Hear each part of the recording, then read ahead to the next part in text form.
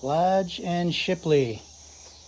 This is a pretty good size lathe here as well. Let me see if I can get some dimensions on it. Everything spins, so nothing's locked up. It's not under power. Wow, that is, I call it, what do you call it, 18 or 20 inch swing.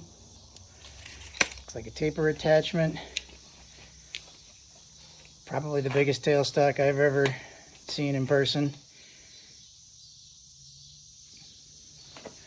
Got a lot of tooling just thrown under there. It's a little bit of a storage ground, but it is all here apparently. So it's got a back plate, the bench grinder.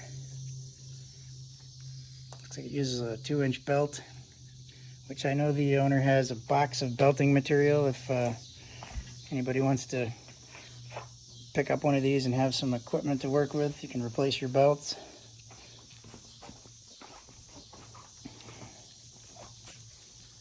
A little hard to see, but it does look like a complete lathe.